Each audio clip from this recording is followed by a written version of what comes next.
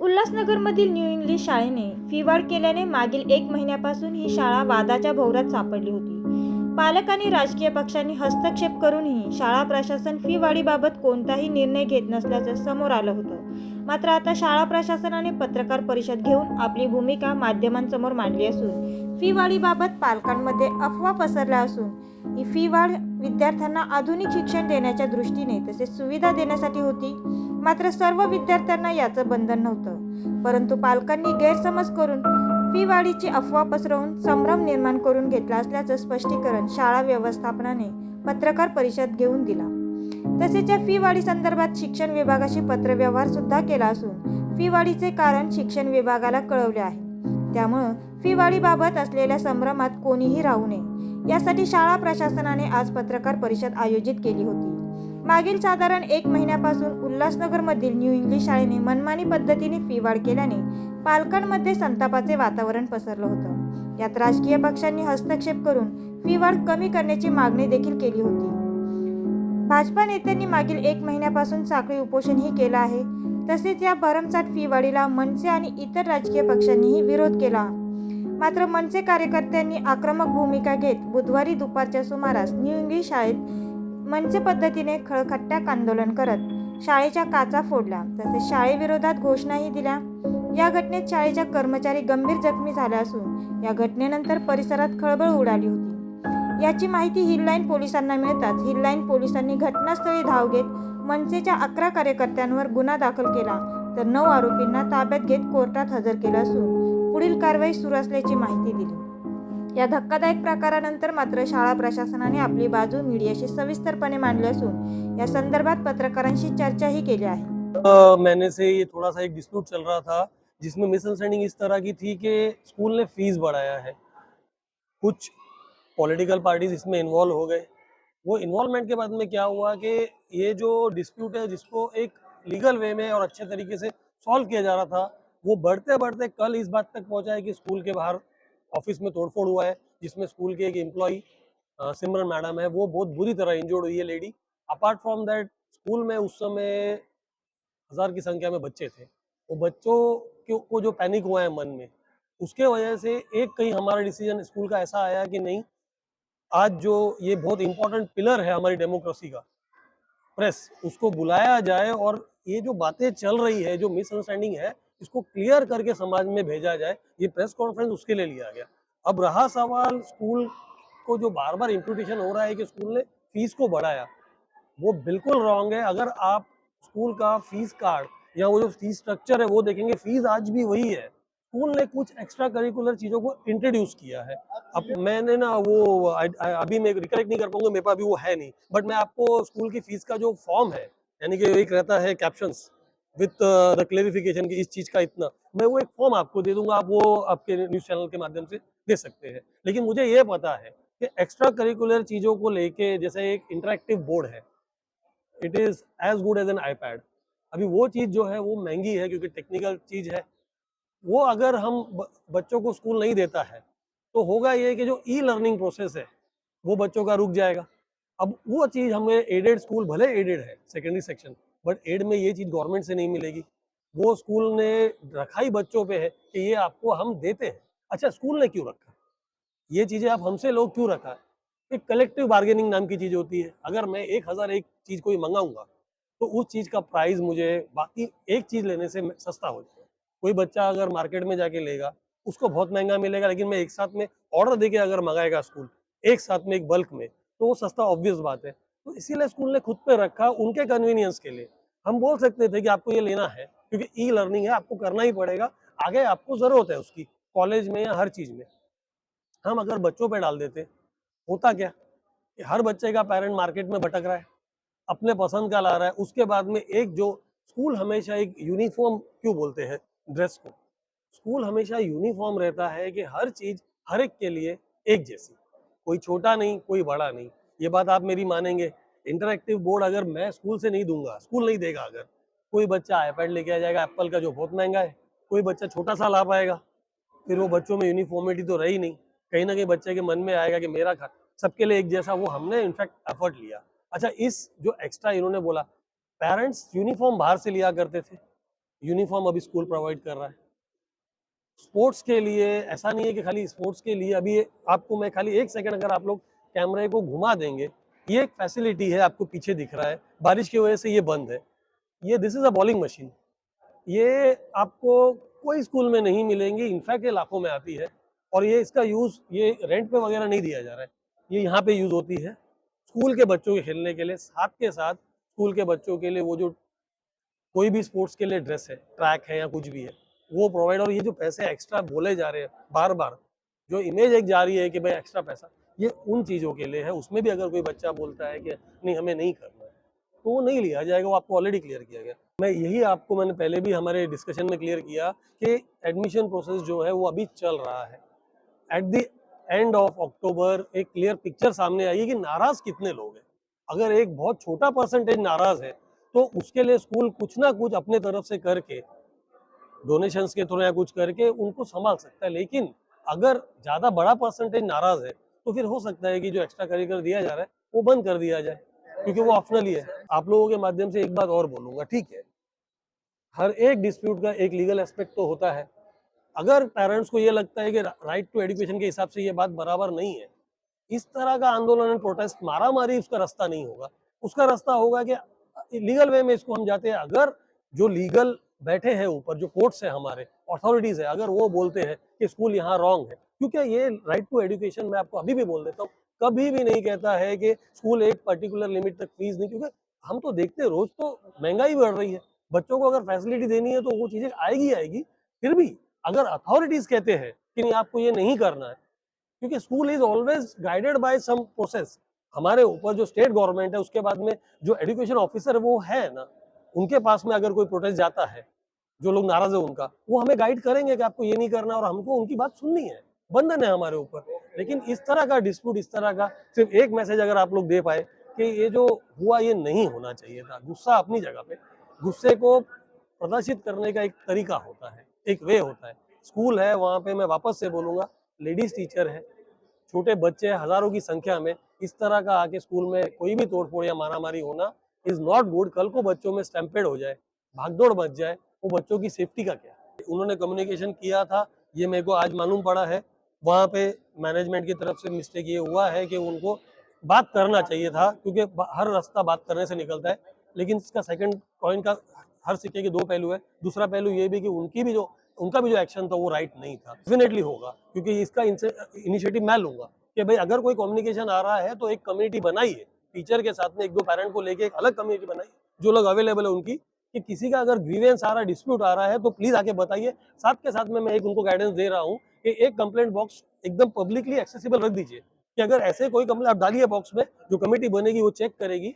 आपका phone number दीजिए, जिसको बुलाना हर एक को नहीं बुला सकते, जिसको बुलाना ज़रूरी उसको बुलाया जाएगा और बात किया जाएगा।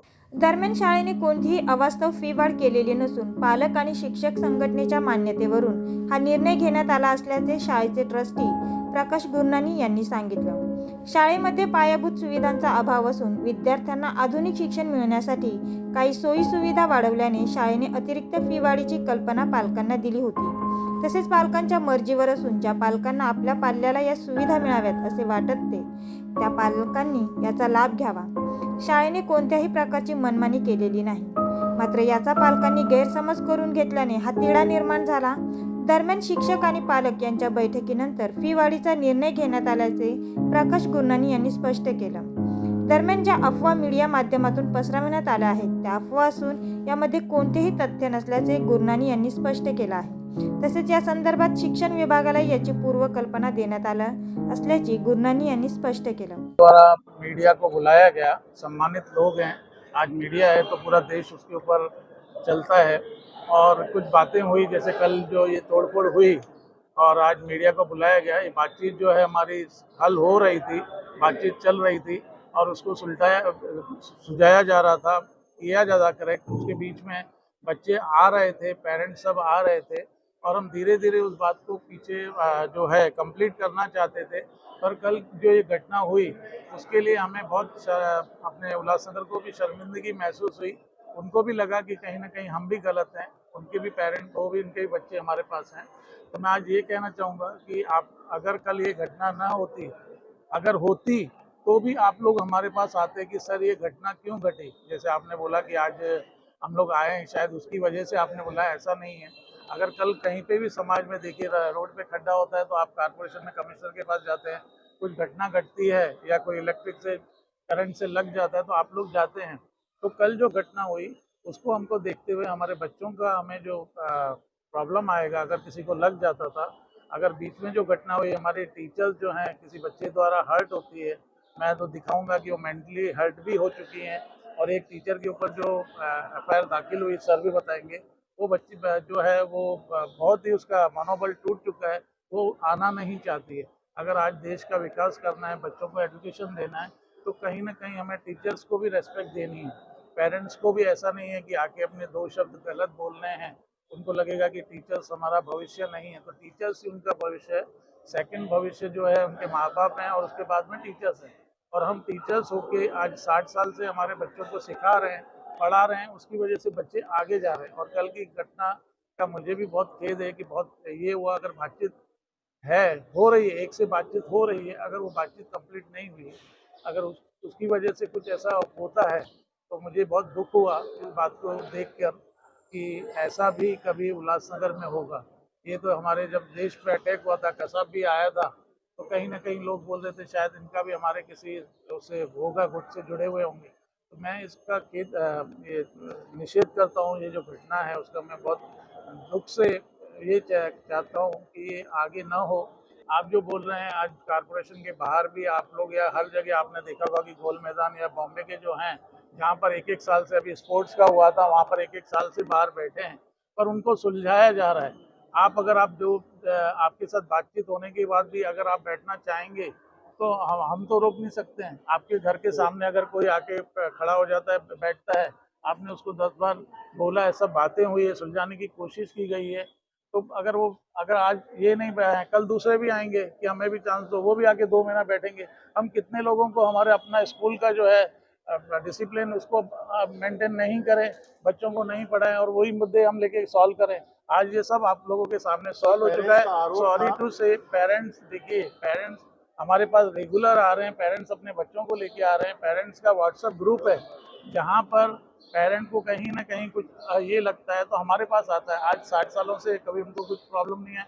हर समय होता है, कहीं ना कहीं छोटा मनमुटाव होता है, हमारे पास आएंगे, हम डेफिनेटली उनको हेल्प करेंगे। और मैं आज भी बोलता हूँ, ये सबके व्हाट्सएप ग्रुप हैं, सब लोग आके मिल रहे हैं। पेरेंट्स जो है उसमें कुछ लोग, मैं बोलता हूँ अगर गिने चुने, अगर मैं 10 पकड़ूंगा ना तो 10 लोग हैं जो चाहते हैं। अगर मैं बोल दूंगा कि पहले कंपनियां बड़ी बड़ी हमारे भारत में बंद होती थी, किसके लिए? एक नेता होता था, वो अपना 10 लोगों को लाके और कोई बात को आगे रखता था और कंपनी को खत्म, जिसकी वजह से पूरा, आज अगर इसको कुछ होगा तो पूरा स्कूल को नुकसान होगा, ना कि आपके जो है 10 लोग हैं। हमारे साथ हर साल है, मैं आपको रिकॉर्ड दिखा सकता हूँ कि कहीं ना कहीं एक आध पेरेंट होता है, हमें तकलीफ देता है, हम छोड़ देते हैं। इस मुद्दे पे सबसे बातचीत हुई, फिर उसको आप बातचीत हो रही है। आप जो बाहर बैठे हैं, आप उनसे पूछिए कि प्रकाश सर या कमेटी मेंबर आपसे बात कर रहे हैं कि नहीं कर रहे हैं। जो भी मुद्दे होते हैं, एक एक साल तक आप बाहर बैठेंगे, मुद्दे धीरे धीरे सुलझाए जाते हैं। मामला ठंडा होता है तो सुलझाया जाता है, उसको सुलझाया जा रहा है। और आज आप सबको बुला के इस बात का, हम लोगों ने कल का जो मुद्दा हुआ है वो हम सुलझाने की कोशिश कर रहे हैं कि उसको ऐसा आगे भविष्य में ऐसी घटना न घटे, जिससे स्कूल का नाम और समाज का नाम और उल्लासनगर का नाम, एक इतने अच्छे स्कूल का नाम कहीं खराब हो। आज पूरे मीडिया में ऑल इंडिया लेवल पे चला गया ना कि क्या हुआ, उन्होंने आया, किसके लिए किया, वो आपने सुना भी। For what basis? That is not wrong है, वो गलत बात है, उसके लिए कुछ हुआ ही नहीं। और मैंने अभी आपके सामने सबको कहा भी कि अगर कोई बच्चा इसमें बैठा है और उसको नहीं चाहिए तो मैं बात नहीं निकल, मैंने बोला ना, वो दे कैन सिट। अगर उनको 2-3 चीज़ें की बात है, 2-3 नहीं थी, ठीक है ना, उनको बोला जाएगा कि आप, और उसके लिए भी ये नहीं है कि ये सेशन पूरा साल भर कंप्लीट होने के बाद उनको ये भी बोला गया है कि आप धीरे धीरे पूरा साल तो होने दो, आपके बच्चों को रिजल्ट तो दिखाने दो कि इस रिजल्ट की वजह से हमको मिलता है, बहुत कुछ सुख मिल रहा है। आज जैसे मोबाइल्स आपने बच्चों को लेके दिए 20-20 हज़ार के, उससे उनको बहुत कुछ नॉलेज मिलता है कि 2 मिनट में अगर ये सेक्शन है, वकील साहब भी डालते हैं गूगल पे और सेक्शन पूछते हैं, तो उसका फ़ायदा सबको हो रहा है। ये सब चीज़ें 1 साल तक इसका रिजल्ट तो दीजिए मुझे।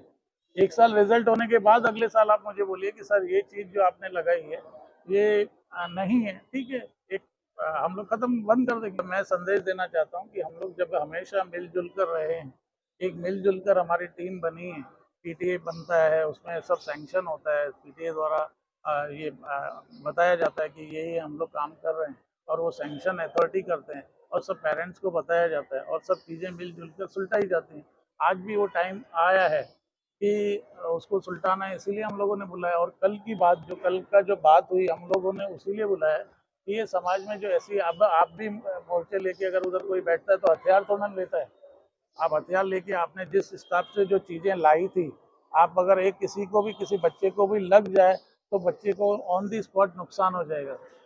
आज एक हमारी जो किसी ने वो नहीं सुना कि हमारी जो क्लर्क थी उसको जो नुकसान हुआ, कल इमीडिएट उसको हॉस्पिटलाइज किया गया। आज जो हमारी टीचर्स को समझो आप किसको गंदी कुछ गलत बोलेंगे, अगर आज मुझे बोलेंगे नहीं यार आप गलत हो, तो मेरे मन पे क्या इफेक्ट होगा, सब लोगों का मैं नहीं है। मेरी टीचर को इफेक्ट हुआ, वो अभी 1 महीने से आ नहीं रही है क्योंकि वो बहुत अच्छा पढ़ाती थी। आज वो जो नुकसान है वो नुकसान भरपाई कौन करेगा? मेरा ये कहना है कि आज जो ये नुकसान हुआ है, ये किसका नुकसान हुआ है? स्कूल का नुकसान हुआ है। नुकसान स्कूल तो हर्ट हुआ है। अगर आप चाहते हैं कि स्कूल और आगे बढ़े, आज मैं नासिक में था, मैं ओपनली बोलता हूँ कि मैं आज से 84 की बात है, जब स्कूल चालू हुआ था, मैंने खुद ने अपनी तरफ से हर पेरेंट ने 10-10 हज़ार रुपये दिया था कि स्कूल को डेवलप करो। आपकी तरफ से आज मंदिर में जाते हो तो आप डालते हो ना पैसा, तभी मंदिर चलता है। आज ये मंदिर है, अगर आप मंदिर को सपोर्ट करोगे तो ये मंदिर आपके बच्चों को और लेके जाएगा। जो ये आपको दिख रहा है, आप अंदर आए, आपने बहुत आधे लोग आए होंगे, आधे नहीं आए होंगे, लेकिन देखा कि ये तो पूरा इसका चेंज हो गया। कुछ स्टूडेंट है कि सर हमारे टाइम में तो ये नहीं था, लेकिन आज आपने पूरा इसको चेंज कर दिया है। आज आप जैसे सिनेमा में जाते हैं तो आप जहाँ पर हाई क्वालिटी होती है आप उधर 2 रुपये ज़्यादा देते हैं। हमने आपसे डिमांड की, इफ़ यू आर नॉट पे, ठीक है ना, हमें कोई ऑब्जेक्शन नहीं है। हमने तो बोला कि आपको ये नहीं चाहिए, हम वो नहीं देंगे, आप उसमें कट कर लो, आके बात कर। शीतल मोरेसह अभय शर्मा, मेट्रो न्यूज, उल्हासनगर।